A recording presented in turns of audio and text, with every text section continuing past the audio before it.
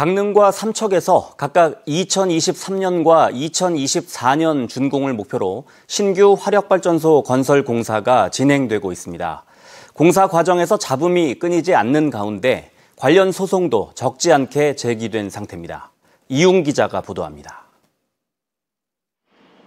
5조 6천억 원을 들여 지난 2017년부터 건설 공사가 진행 중인 강릉 안인 화력발전소. 오는 2023년 3월 완공을 목표로 77%의 공정률을 보이고 있습니다. 하지만 발전소 건설 과정에서 발생하는 환경 문제로 주민과 갈등을 빚고 있고 소송도 잇따라 제기되고 있습니다.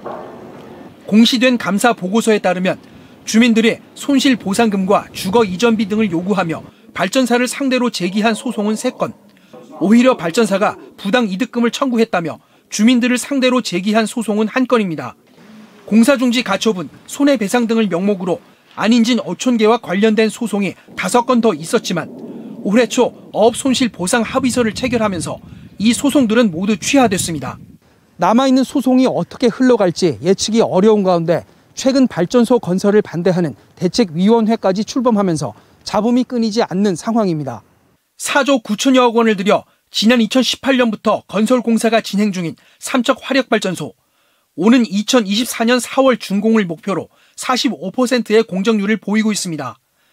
삼척 화력발전소는 해안 침식 문제가 불거지면서 주민들이 건설 공사를 반대해왔고 몇 달간 항만 공사가 중단되기도 했습니다.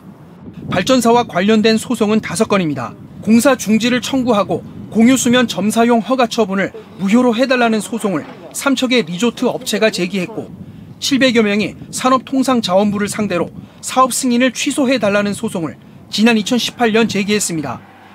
이 사업 승인 취소 소송은 지난해 1심에 이어 최근 항소심까지 원고가 패소해 종결됐습니다.